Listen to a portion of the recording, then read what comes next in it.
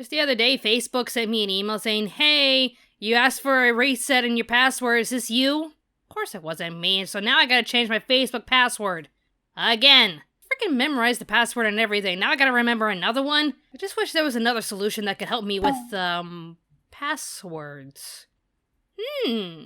This video is brought to you by NordPass, the ultimate solution to creating and protecting your passwords. If you're signing up for something new or need to change your password, NordPass can help and protect you. With their software, they can not only create strong passwords for you to use, but they can also protect all of your passwords in a single place and automatically log you into your favorite websites with their autofill feature. You can even store your credit card information safely while you shop around online. If you're like me and you're tired of changing or remembering all of your passwords, just go to nordpass.com/animeamerica or use the code animeamerica at the checkout to get an additional month for free with your subscription. Now you can safely log into your favorite sites and on 6 different devices while not even worrying about your password getting leaked to anyone. If you're interested, just check out the link in the description box and use NordPass today.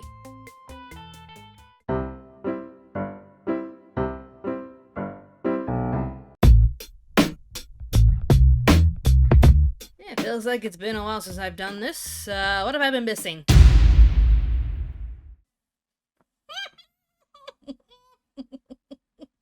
Don't meme about it, don't meme about it, don't meme about it, don't meme about it. And then the memes came coming and they didn't stop coming and they didn't stop coming and they didn't stop coming. I can't help myself. Okay, no, seriously, people have been freaking out all over the internet that Full Metal Alchemist lost its #1 rank for quite some time. It's not the first time it's lost its #1 rank, let me tell you. But this is the longest it's been without being #1. And the one that took its crown, somehow, is Kaguya Sama Love is War Ultra Romantic. What?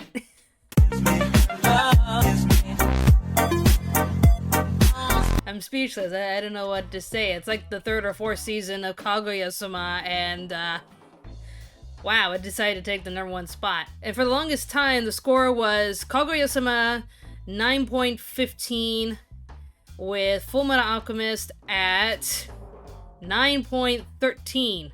So, I think the FMA fandom is trying real hard. Like, if you guys don't know, this is why people are freaking out, because like I said, this isn't the first time it's happened. If you guys remember a very interesting little battle on MyAnimeList with a certain, interspecies reviewers, those are the days. I loved it so much. Remember that shirt I made?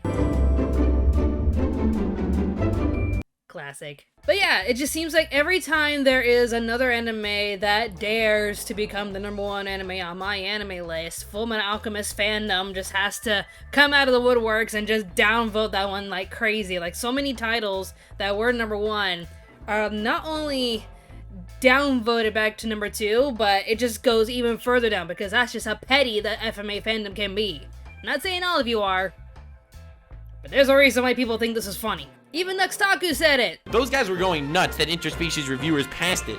They were like, what? No, it's the #1! And they got together to downvote interspecies reviewers to save their precious Furumeteru. They literally do that every time something passes it. Gintama passed FMA, Attack on Titan Season 3 passed FMA, and then the FMA stands get together in their council of weebiness and just start crapping on literally every other show. I mean, ultimately, the rankings on MyAnimeList don't matter. The #1 anime is subjective. Like, even I think, Full Metal Alchemist Brotherhood is somewhere in the top 10, but I still think Cowboy Bebop is the #1 anime. But that's, a little thing that I have called an opinion. And there's a lot of you out there that say, Steins Gate is the #1 anime, Attack on Titan is the #1 anime, even Demon Slayer is the #1 anime. There's a lot of people that think that Full Metal Alchemist Brotherhood is good, but maybe not #1. And there are still a bunch of people that do believe that Full Metal Alchemist Brotherhood is the #1 anime of all time. And that's why you shouldn't take anything from MyAnimeList that seriously. But because this particular fandom takes the time and effort to downvote the living daylights out of other titles, only to lose this round against Kaguya-sama of all anime, it's just funny.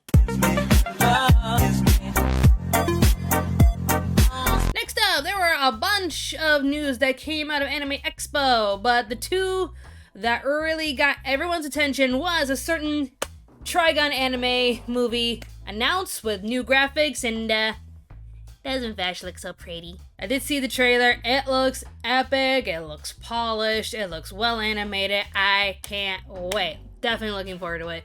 There was a little bit of drama that stirred up because they announced a new cast. And I guess Young Bosch took the, what is his name? To Google! A few moments later. Matthew Lillard. The brilliant actor who played live-action Shaggy, and he voiced Shaggy and a bunch of other things. They announced a brand new cast for the Scooby-Doo animated movie that came out not too long ago. And they didn't, not only did they not invite Matthew to try out, but they just announced it, and he had no idea. It's like, ow. Ow. Like, even if we don't have Charles Martinet as the voice of Mario, we have Chris Pratt. They still at least invited Charles Martinet to be a part of the film, but Matthew Lillard had no idea about this film or any of the tryouts or the castings until the trailer dropped, and he's just like, that's nice. It must be nice. So I'm guessing Young Bosch just assumed the same when he heard that, but I think it's the Japanese cast. They have a new cast for, you know, Japan, but I don't see anything about an English cast. Like, everything that I'm looking up is just bringing up the 1998 series and Young Bosch as the voice of Ash Stampede, but I don't see anything else about the new anime. So even in this article, Trigun Stampede details voice cast for the new anime. It's just announcing the Japanese cast. This is a new cast from the 1998 series. This is Yoshitsugu Matsuoka, who was Inosuke from Demon Slayer. So the voice of Inosuke from Demon Slayer, the Japanese dub, is the voice of Ash Stampede.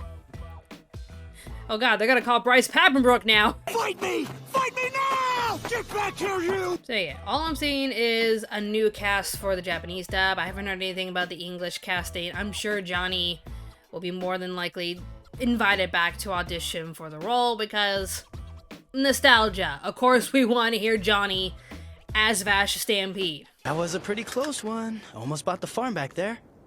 It's actually a miracle that I got away with it this time.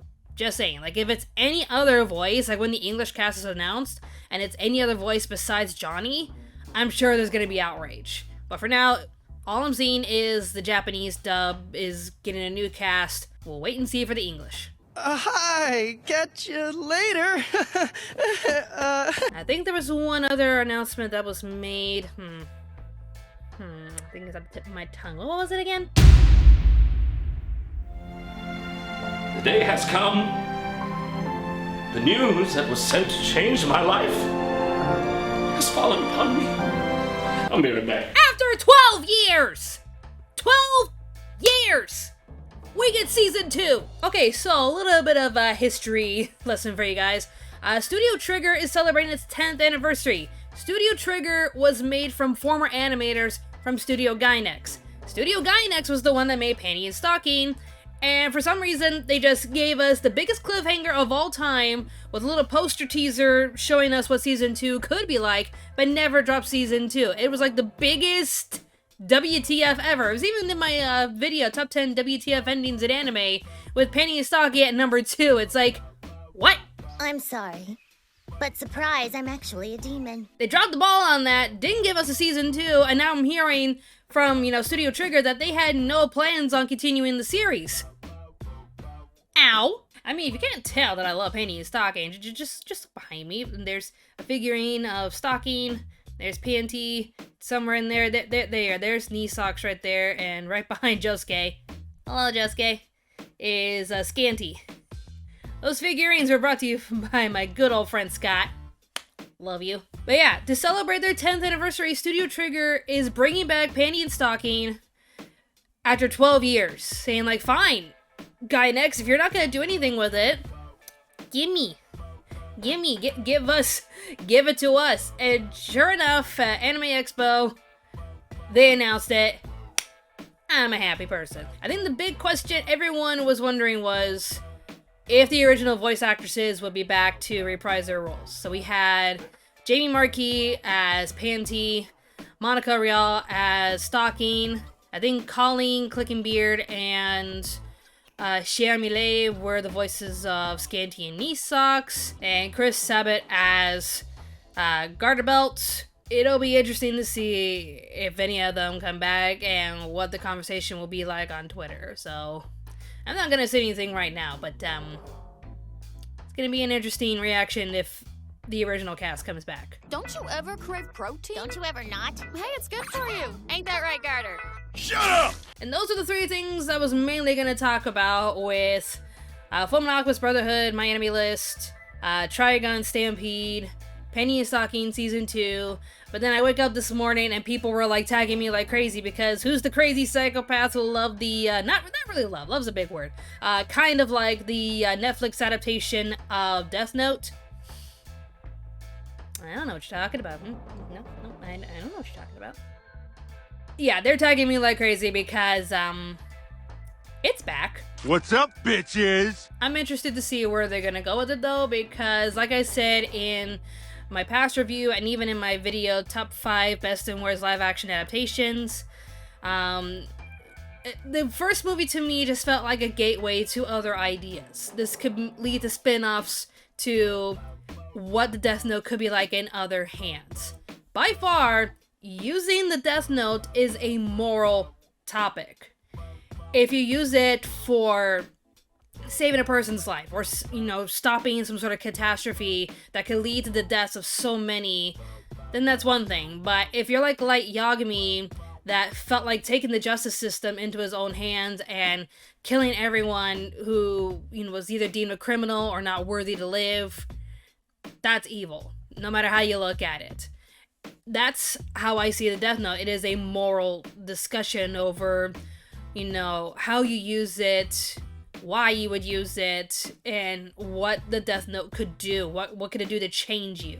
I want to see something like that, but I'm not really expecting much with Netflix. Like, I have a feeling like they're gonna hand the Death Note over to some youngster that needs to use it for maybe political reasons. It'll be interesting to see what direction they take, but the bottom line is the Death Note is a very heavy toll to bear.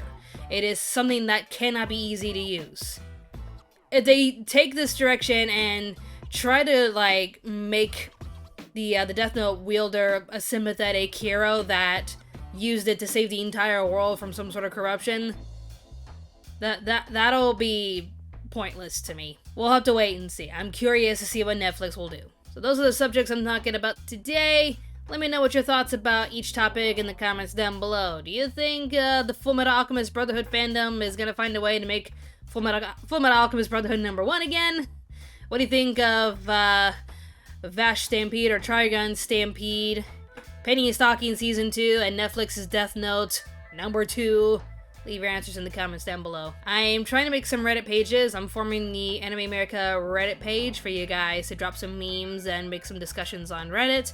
But I also want to make a separate Reddit page. I'll let you know when that's available, where we talk about the weird, bizarre, and unforgettable moments that ever happen at a convention, because I want to read some convention stories. I got a few that I could talk about if you guys are interested, but I might call it the Tall Tales of Conventions or something like that. I'll let you guys know on Facebook and Twitter and even on Discord when those Reddit pages are up. Coming up next, I'll be working on top 10 likable anime villains. The villains that are evil, but just can't help but like them. They're like your favorite characters.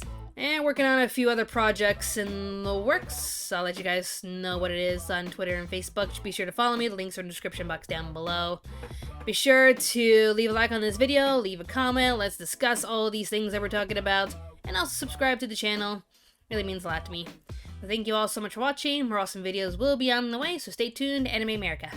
Bye!